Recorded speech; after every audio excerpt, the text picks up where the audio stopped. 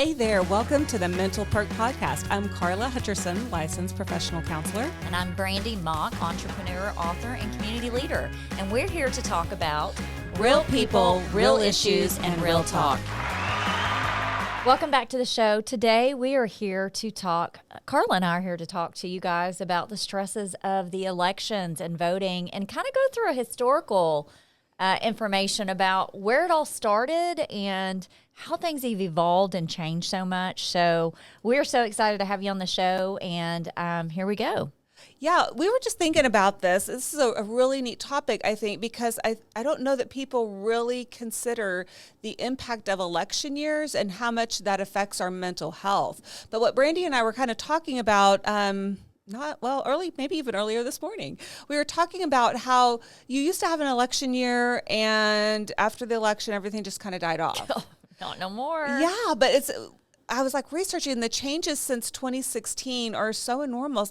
We don't ever get a break. We never get a break. By the time you're done with this election, then you got the impact of accepting the results, and then you're into midterm elections. And so that's like within 12 months, then you're all in the election cycle again. As soon as midterms are over, now you're in the main election again. And so it just never dies. It's a cycle. It is. And so I think people's mental health has been really affected by that. Especially this election. Well, this the last election two, I think, but this one's been pretty crazy. This has been crazy. This is like one for the books because everything about it has never been done before. No. Right? No, I mean, first off, you're just hoping that both parties make it to the elections. Yeah, right? Exactly. I mean, I don't think I've ever seen anything so crazy when it comes to safety issues. Oh, yeah. I mean, 100%. Not just from, the ones that are running for election, but just just a voter standpoint. I mean, I don't know about you, but I don't think voters feel safe even acknowledging who they're voting for anymore. No, and what I was noticing is back in, through the 2000s and even in the last two elections, you saw signs everywhere. Yeah. I'm not even seeing signs up hardly. I didn't think about that. You're not. I mean, I guess because everything is now all over the internet. It's digital, and so no one's having to do what they had to do before. But it's interesting because Karla went through and kind of discussed some really fun facts with me, and honestly, I didn't know a lot of these, and it's interesting to hear how things have evolved and changed, and also too, is that good or bad? Because now it's like you're taking a lot of the one-on-one approach to it out. Right. Does that make sense? Yeah, I agree.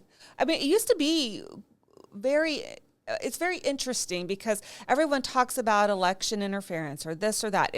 And so you hear all these stories, and I think it's been going on since the beginning of time. I think there's always been, games played with election results. So as much as you try to have the, election integrity, I think that there's always going to be some kind of game played. There is, but I think now that we have social media, it's like you don't know what to believe in any direction. Whether you're going right or left, you don't know what's facts and what's fiction. Right, and it's so hard to tell who's telling the truth or how much has been embellished on there, right? So that's the hard part. I think social media gives us a whole new spin that we've never seen before. Right. So Karla, tell me about some of the research you've done on elections in the past. And I'm not talking just the past. I'm talking 17th, 18th century voting. Yeah, I was thinking it would be so interesting just to see how elections have changed over the years. I thought it was super cool. I love history. I'm a real history buff. So I just thought it'd be super cool just to kind of figure out, did we always have these kind of issues or not, right? Yeah. But, I think there's been so much talk and information regarding election integrity and people questioning that, especially over the last 3 or 4 elections, or maybe even farther back than that. I think even when you go back to Bush and Gore or whatever, I think people really question the election integrity at that point. But if we go back to when our country first started, talking late 1700s, and then 50 years into the country, for 50 years, it was all voice voting. So explain to me, because there's no phone. There's no telephone. We can't call and voice and vote. You can't. But how'd they do that? So what they did is they would go to the courthouse and they would swear in a Bible in front of a judge, and then they would cast their vote. They would just tell who they wanted to vote for. Wow. So it's like everything was done in voice. And so, you were talking about like, that would take forever. It would take forever. But we have to look back. There was only 13 colonies.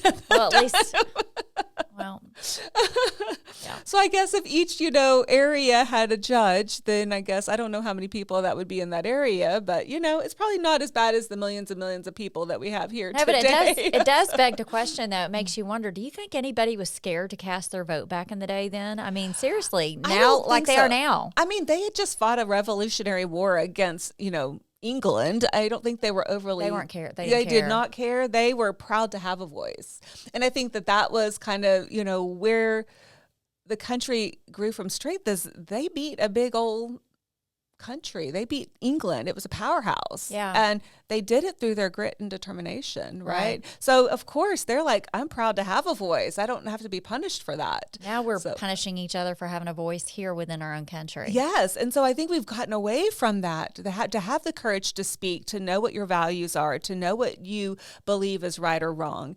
And it doesn't mean that one side or the other is more right. It's about your perspective. But you cannot walk up to a polling site and wear your candidate's T-shirt or a hat, or even you can't have any markings of who you're voting for when you go to vote. Really? Yes. And so now it's very weird because like you can say anything on social media, but you can't have all that going on at the polling place. Is that a law? I'm not sure about law. I just know that you cannot wear identifying information or carry signs or poll for you can't campaign for your candidate while you're at a polling site. That's crazy. Yes. But back then, in the beginning of time, they did all that wherever. Well, they did it. I don't think they had as many guns. And they had a lot of guns. They were muskets. But yeah. I'm just saying, I mean, it probably felt a little safer back then. I don't know. I mean, it's a little, I'll be honest with you, what we're seeing nowadays is scary. And I say it's scary just because, the freedom of speech that we have always felt like we were protected under, I don't feel like it's as protected as it used to be. It's almost like you're scared to say anything because it could be held against you. Well, and or misconstrued. Misconstrued. It can be offensive when it's not meant to be. It can be, and then it leads to the whole cancel culture, which is what many people are really scared of. I noticed this a lot from 2020 or 2016 to recently, but I also see a pushback on cancel culture. Well, I hope so. Yeah, I see more voices coming out and saying what they think, and they're not as worried about cancel culture, at least what I see on social media. Right. So, you're seeing more people who have name recognition actually taking a stand.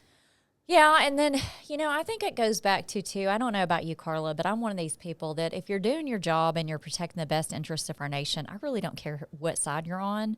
I just want us to be protected. At the end of the day, if something happens to the United States, we need to all come together and realize that this is a nation of all. I agree with that. And we've seen that happen over history. You see where, you had Republicans and you have Democrats, and they agree about political issues or, how to manage the country or manage the finances. However, they always stand together when it comes to crisis. Right. Or disasters. You saw people being able to come together in the face of danger. You see people come together in the military. Right. But right now there's such a divide that I don't know that we're coming together. And I think that makes our country weaker. It makes us so weak. You brought up the best point, I think, is when other countries around the world see the divisiveness that our country's going through right now, it makes us ripe for something to happen.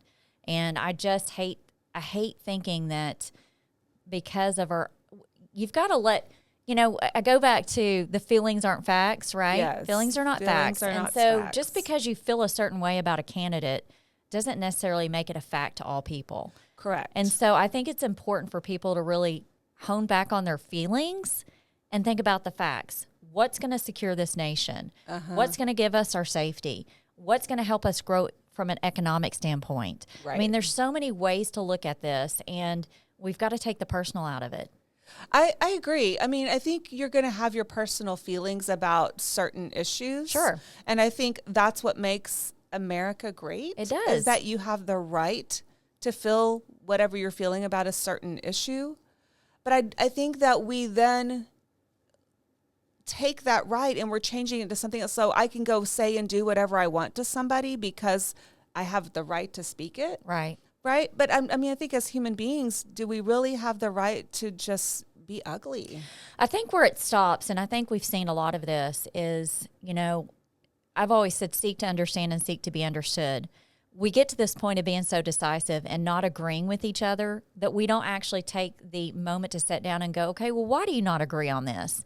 And why do you not agree on this? And let's figure out how we can compromise and how we can understand each other and why we stand and why we are so passionate about a certain topic. Oh, absolutely. And I think, you know, we talk about mental health issues, and one of the ways that you build communication in any mental health situation is by validating the other person, right? And validation does not mean I have to agree with you. Validation just means you're heard. I see you. I see your perspective. And if we can do more of that, because we all come from different walks of life. Mm-hmm. So what experiences you've had may not match my experiences. So we come to different conclusions. Right. So people in different parts of the country are going to vote differently based on their experiences, based on their history, based on their family, based on their religion, based on their past. And so we can't apply my principles to your principles. And I can't say that yours are wrong and mine are right because I haven't walked in your shoes. Right. So if we can just kind of open the door and see perspective, we probably can take away a lot of the divisiveness. We probably could, but you know, it gets to that point of, do you want to, right? Yeah. Do you want to? And I think, you know, honestly, there's parts of me that are excited about our youth growing up in this time and age. And there's parts that really scare me because a lot of the facts and a lot of things that we used to get were not construed with social media. We're not construed with, you know, cancel culture. Yes. You know, back in the day, if your feelings were hurt, you sucked it up and you moved on. Yes. And now it just doesn't happen that way. Now it's like the majority of what people say is what majority of people go with, and they're not actually doing a lot of critical thinking on their own. Right. And I think that's scary. I love when I do see shows or I do see interviews where you have people from two different perspectives and they're actually having logical, calm, intelligent conversations. Yeah, without like putting each other down and, you know, not talking to them. I mean, literally, I have friends, and I think you see it on social media, that if they know you vote a certain way or you feel a certain way about a candidate, they'll just stop following you or they'll stop talking to you. I'm like, come on. I mean, it's politics and religion, right? The two things people say never to discuss. Why is that? It's because we cannot continue. We can't get over it. We can't figure out how to agree to disagree with each other. Right. Yeah. And I agree. And it's not even just people you don't know, it's people in your family, right? Yeah. And so you have to understand what's more important, the relationship or someone agreeing with me and saying I'm right? So I feel like we really have to look at more of a humanistic perspective and really understand that this is about relationships. This is about people getting along. And granted, you know, politics has been a problem since the beginning of our country. People didn't always get along. I mean, you look back in the days, I think it was Jefferson, didn't he have to duel with somebody? You know, they used to pull out their guns or whatever. You know, the back up and walk. Take 5 steps, turn around and shoot. It's the fastest one's going to win, right? But, you know, so there's been disagreements. There's been political controversy since the beginning of our country. People have been assassinated. People have been shot at. So it's not like it's never happened or that there wasn't divisiveness, but I don't feel it was as intense as it is now. I don't know. I mean, you say that and you think about, like, I go back and think the North against the South. I know. I mean, we were fighting each other within our own country. Right. And I still cannot wrap my head around that at all because I'm like, it's senseless to me, right? Right. But now we're not fighting the North against the South. Now we're fighting amongst each other. And at the end of the day, it's the right versus the left. Yeah, it's like, I guess that would be your North and your South then. Exactly. So it's just a hot mess. It scares. It is scary. At the end of the day, I think it's scary because I think that, we're moving into an area that could divide us as a country in itself.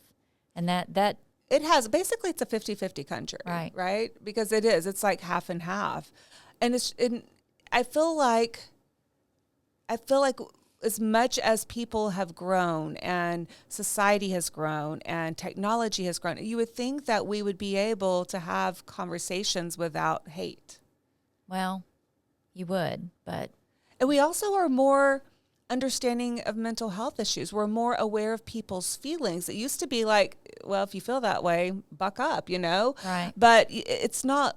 I mean, people are now taking into consideration people's mental health, and that's kind of an advance to what it used to be. I think it is an advance, but I also think that, the cancel culture and the coddling, I think sometimes, we've made it to where, your feelings they matter, and, your mental health obviously is a priority and it's important, but I think sometimes people are starting to take advantage of that, if that makes sense. Oh, 100%. I think they're using that as a cop-out or as a, and honestly, let's get to the point of elections, which, to be honest with you guys, I don't know about you, Karla, it can't happen fast enough for me. Oh, I agree. We're done 20-something days. I can't wait I may for not it to be agree. over. Let's say we don't agree on the outcome, right? Right. But at the end of the day, we have to trust the process. We have to trust the process and trust that the votes were cast. It's for the best interest of our country. Yes. And to let the leader lead. And I don't always agree on it. No. But at the end of the day, I've got to trust that the majority voted on this candidate, and that's what we go with. Right. I mean, it's not like me dissenting is going to change the election results, right? Right. It's not going to change that. I have to find a place of, maybe I don't agree, but can I find some acceptance, or can I, work harder for the next election? Can I find ways to make a difference? So being able to just get back to life as best as we can and really manage our own emotions and try to focus on our perspective and how is this going to affect me and how am I going to deal with it? Because to be honest with you, human beings are very capable of finding a way to find balance in these situations, right? So we can have accommodate. for how long now? So, Yeah. I mean, this is not the first election we've ever gone through. I do think, and if you were to go back in the day, long ago, I mean, there were protests. Oh, yeah. But tons. I don't know that it's gotten to the level it is now with the violence and the outrage and the meltdowns. I mean, I really, you see adults acting like 2-year-olds on the floor. Oh, I know. I mean, exactly. Like there will be people in the streets just melting down. I think that is the huge difference. I think people have been disappointed in election results. I think people have been upset and angered in the past when their candidate doesn't win, but we don't see the taking to the streets and destroying things and destroying our history, which is something that breaks my heart because I'm such a history buff. I love history. And to see different parts of our history destroyed, that's what just kills me. Well, and there used to be repercussions for destroying history. Yes. There used to be, laws set in place. You can't do these things. Now it's like a free-for-all. You can destroy history all you want. Before you know it, our kids, the generations that are going to come after us, they're not going to even know what history is because we've destroyed it all. Right. You don't have to agree with it. No, and history hasn't always been on the right side of things. That's obvious. I mean, no. But as human beings, we have learned from mistakes and we take steps to not repeat it. But if you get offended by walking by a statue that doesn't, that you don't agree with historically, how things played out, doesn't give you the right to go ahead and destroy it, though. Correct. You can have an opinion about it. You can have perspective about it. You could even post on social media why you don't agree, but don't destroy it. Yeah, exactly. That's the difference. When when we talked about peaceful protesting, which I have a feeling, regardless of who wins this elections, there's going to be protest. Yeah, there is absolutely going to be protest. I'm about peaceful protest, but what we've done is we've turned the peaceful into hateful protest, yes, where we're destroying people's property, we're destroying people's hard-earned businesses they've worked hard for. Oh, yeah. And yet 100%. It's okay. And the reason why people are doing it is because they're allowed to do it. We're allowing this to happen.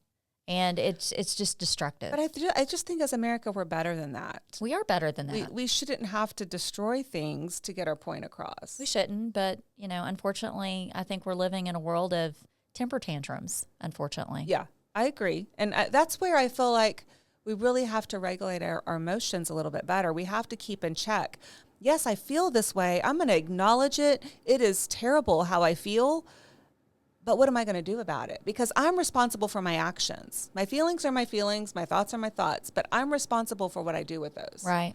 And that's where we have to take individual responsibility. Is that really what we want to do? Is that really how we want to be seen? Because I don't think it makes us look good. No. It definitely doesn't make us look good. It's not setting a good example for your younger generation either. I think 50% of adults right now say politics is a significant source of stress. It's stressing me out. I don't know about, I say stressing me out. It's not, it does stress me out. I think the security of our country stresses me out. Absolutely. Yeah. I think when we become vulnerable, we put ourselves in a position to where we're rife for attack, right? And I think that scares me a little. But you can't live in fear. You can't worry about the what ifs if they haven't happened. But I think what stresses me out is knowing that we didn't have secure measures put in place to avoid it. Does that make sense? Yes. And I think that's where we're at right now. I think we're at a position to where we look so weak to other countries that it scares me a little. I think this is a place for America to grow in general. I feel like if people can get outside of those emotions, and you talked about those emotions, and they're very multifaceted. We're talking worry, sadness, despair to outrage, anger, frustration, and there's so many more emotions. But I think if we can check in those emotions, acknowledge that we're feeling that way, and then figure out as a country, how do we move forward so that we don't let our feelings get in the way of us securing our nation. Yeah. Because we cannot have strength through feelings, right? Our feelings drive us to do things. Like if you think about a feeling, they all have a function, right? So if we have a function, let's say anger. Well, am I going to use that anger to promote goodness, or I'm going to let that anger destroy, right? So through our anger, through our disappointment, through our outrage, and whatever the situation is, how do we make things better rather than worse? Because that's where we have power, is how do we choose to make things different? How do we make our elections more capable of not having fraud? How do we keep the integrity there? How do we work at making sure we don't destroy small businesses out of our anger, right? How do we make sure that we help support each other through this rather than tear each other apart? So that's where we have so much power, and that's where our nation can get so much more strength. Right. So I feel like this is an opportunity to not let this destroy our nation even more, but for people to take responsibility and choose their behavior wisely. Right. And I think that also we see that it really does take a toll on our mental health. And we talk about just being worn out from constant election media ads for years in a row. You don't get a break. I think maybe during the holidays you might get a little bit of a break, but for the most part, it just continues on and on and on, and people cannot get outside of it. Well, and I think also too, and this is the one thing that I think a lot of people don't realize, when you go to the voting polls, if you're a Republican or Democrat, 9 times out of 10, they're just going straight down the left, straight down the right. They don't care where the person's position is. Yeah. And I really try to go out of my way to figure out who's up for election, what their standpoint is on laws, and where they stand on as far as, just the person's rights and freedoms. As far as judges, it's not, people don't realize that elections are not just about your presidents, that are running. It's also too about judges that are running. Oh, yes. And a lot of local that, city councilmen. It starts at the very bottom. Oh, yeah. Right? And so if you've got a judge that's letting criminals out left and right, and you're a Democrat or you're a Republican, I'm going to vote for the person regardless of the one that's not letting the criminals out on the street to reoffend, because it's like a domino effect, you know. Police officers are not able to do their job, or they do their job and they turn around and they get put into the court system, whoever was charged, and the judge lets them out. Well, guess what? It's exhausting. It's stressful for everybody on every level, if that makes sense. And I agree. And I think your point is really valid, that it really starts in our communities. When you go to the poll, you're voting from community up through president. Yeah. And so really understand your community, understand your neighbors. I think that's where we see so much polarization is there used to be so much connection amongst community. Right. And you knew your neighbors, and you didn't have to be on the same political side, but you knew your neighbors, and you had neighborhood parties and things like that. But now everybody sticks to themselves. Yeah. And if they know someone thinks differently than they do, many times they don't associate with them. I know. Right? It's so crazy. We're missing that community. Then we're missing it at the state level. Right. And then that takes it into the national level. So people are not feeling connected. And that's where we see a difference in our country. That's why I feel like we're so much more vulnerable. We are. Than we have been in the past. Because we don't have to be, but we are. Right. And it again, it goes back to seek to understand, seek to be understood. I think, if you could get the world's best counselors, Karla included, of course. Thanks, Brandi. You're welcome. And get them at a round table with all these politicians. You honestly would probably see a lot of these people go, I didn't realize that was a destructive behavior I was having. Yeah. Or, I didn't realize I didn't think of it that way. Seriously, it's almost like you have to get everybody at a table to talk about their differences and have a mediator there to mediate going, okay, well, why do you think you feel this way? Or I would love to get in front of Congress or Senate and just help them work through issues without the name calling, without just trying to make a point for the camera so that it can be a social media reel, you know? But if we could actually get them having conversations and really seeing each other's perspective and looking at the pros and cons and validating and doing all those things that build healthy communication, imagine the work that right now done. I don't know about you, but when they're doing, special sessions and it's being, aired live on TV and they're literally catfighting each other, calling each other names. I'm like, come on now. Yeah. I mean, I don't have to like you and I don't have to like your hair or your makeup. Right. And I'm not going to call you out in front of everybody about it, right? Exactly. I mean, everybody knows if you got bad hair or makeup. So why call them out on it, right?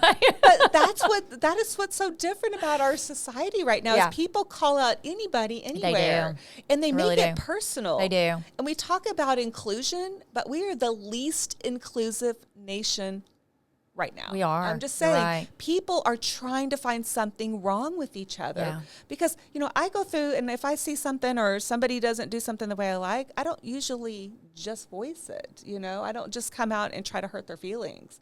So I feel like, and I know that you don't either, we kind of have that knack about us, and I think there are a lot of people who really feel that way. Yeah. But then there's a lot of people that feel like they get strength through tearing other people down. Well, and what does that say about that person, though, as a therapist? Tell me. Well, I mean, they're definitely not secure in themselves, right? Yeah. They're trying to find a way to feel more powerful or more in control. Right.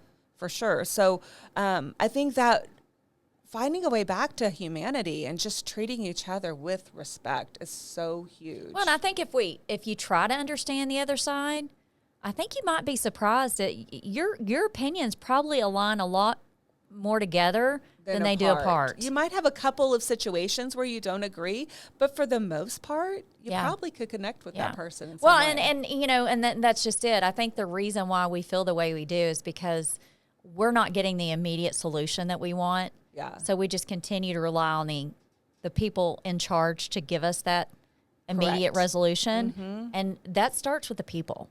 Yeah, and this is a country that's supposed to be run by the people, but it is switching. It is. We're giving people too much power, and the power should be in the people. We could go back to community, go back to state, because that's where the power is. Mm-hmm. That's where it was supposed to be all along. But now we're trying to change everything, and we have the leaders who are wanting to make all the decisions. And you know what? That's scary. That is scary. That puts us in a very vulnerable, communistic. I think of communism. I do. I don't know why. I think it puts us in a very bad light. I do. And they were elected by the people to speak for their area, Right? But I don't even know that they go back and get their voices. They don't. They're not listening to the people they represent. Well, and you're hearing a lot of, too, that you just brought up a really good point.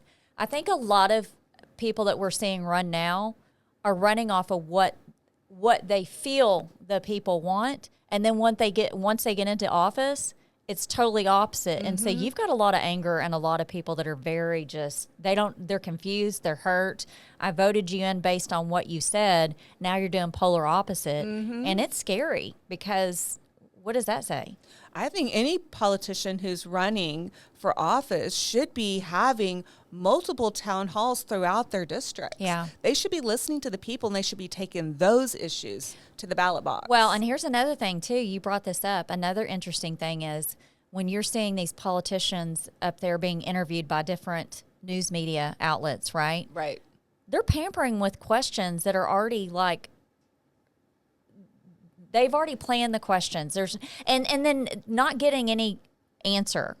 You know, when you walk around and answer and you don't answer, like, I can't take, if you ask me a direct question, I'm going to give you a direct answer. It may not be a pretty direct answer, but I'm going to give you a direct answer. You can't get that out of these politicians anymore. It doesn't very matter. Vague. They walk around it 100%. So how do people know what to vote for, right? Exactly. And when they do vote, they're voting based on habits. Or ideology. Pampered questions, pampered answers. Yes. Yep. And they're not really, I don't know that they're really getting their needs met with that particular candidate. Right. So, I think these are all things we got to consider. And as we look to change from where we've been the last 3 elections, I hope that people are looking to change. I hope that people are looking and saying, I have more power than I think I do. And what can I do differently? And what can I encourage my community to do differently? Because that's where change happens. And don't be afraid to voice your voice. I think that's the biggest thing. I think a lot of people have become so intimidated by the left or right and grouping these people and calling them these different names and don't be afraid to voice your voice. That's what they want. They want to silence you. They want to keep you from giving your opinion. And that's where we've got to stop. We've got to step it up and we've got to say, hey, my opinion matters just like yours does. And that's where it's un-American. We should not be shutting down people's voices. No. We should not be trying to control their voices. We should be having communication. We should be having dialogue about the issues. Right. That's how we learn. That's how we grow. I also think that we're not letting humor play a role as much as it used to. Oh, my God. It used to be so much fun. It used to be so much fun. They would have all these political cartoons. You would have all of this political discussions that were just so much fun. But it made the whole process a little more lighthearted, and we have taken humor out. Right. You can't even put a sign in your yard without it being destroyed. I mean, it's like, I never thought I'd be at the point where I don't want to wear a T-shirt. I don't want to wear a cap. I don't want to put a sign in my yard because of my opinion. Yeah. The cancel culture, all of that is just it's so real. And who thought we'd live in an America like this? Well, it's not the America that people have fought for many generations. And, again, you say that, and our generations to come are not going to understand the love and the fight we had for this country. Yes. Because it's going to be so predicted, if that makes sense. But I tend to look at the glass half full. And I know there are so many patriotic people out in America. There are so many people that want to fight for, the rights of others and who would give up their life for that and who really take to heart the values, the American values. And I think so many people have distorted what American values are. They think it's all about money and this and that and wealth and riches. That's not what it's about. It's about opportunity. Yeah. It is about opportunity. It is about freedom. It is. And those are the things that every American can get on the same page about. Yeah. Because everybody wants opportunity and to improve. Right. Everybody wants to improve things for their children or their grandchildren. So I feel like we do have so much we can agree on. Nobody wants to go backwards. No. Who wants to go backwards? That's why we learned from those mistakes. We don't want to go do things the way we used to do them. We want to advance and grow and develop and give people more and more opportunity. And I think that's where we all have to get on the same page. It doesn't matter which way you believe that should happen. It's still a common belief. It is. Yeah, you're right. 100%. So, we just wanted to encourage some honest dialogue around election. We really wanted to get people talking about it and being able to share their perspectives, because we feel that that's what's going to bring the most healthy mental health to this nation, because we see things like elections tear people apart, and it can really affect our mental health. We have people who are hurting themselves because they don't know how to manage their emotions. And so what we want to do is balance that out. We want to bring awareness to this topic and talk about we can be different, but we just have to find those areas where we have common ground, and we have to grow on those. I mean, if we were all the same, we'd be boring, right? Exactly. Thank if God we all I'm not you, the Karla. same way, I know you would just. Your whole life would be better, Brandi. So we do want to encourage healthy conversation. We do want you to encourage you to connect with people in your community. Yes. Talk about these things. Be open to discuss your values and understand that people may differ on certain issues. That is okay. It's okay to be different. I mean, Brandi and I so much disagree on things you put ketchup on. Yeah, we do. And some of it, I mean, literally makes me want to barf, the things she puts ketchup on. But I still love her the same, and I still let her talk about it, and I don't shut her down. She's still trying to counsel me, y'all. But really, guys, get out there and vote. Know that your vote matters, and your voice matters. Your voice matters. Set your feelings aside. Know that if your candidate didn't get voted in, it's going to be okay. It's going to be okay. Going to be okay. We're going to get through it. Even though you feel like sometimes it's not going to be okay, it's going to be okay. Why? Because we're a nation of people that believe in taking care of our own. And at the end of the day, that's what we need to do. Take care of each other, even if we have differences. 100%. We want you to know you're worthy. We're in this together. If you or anyone you know is struggling with mental health issues, please reach out to talk to someone you trust. Get connected to a mental health professional who can help you find ways to cope and ultimately feel better. If you are having suicidal or self-harm thoughts or thoughts of hurting another person, please go to the nearest ER, call 911, or contact the National Suicide Hotline at 988. Thank you for tuning in to Mental Perk. We hope our talk today highlighted real people working through real issues based on mental health. Our goal at Mental Perk is to make sure every one of you knows you're worthy. We're in this together.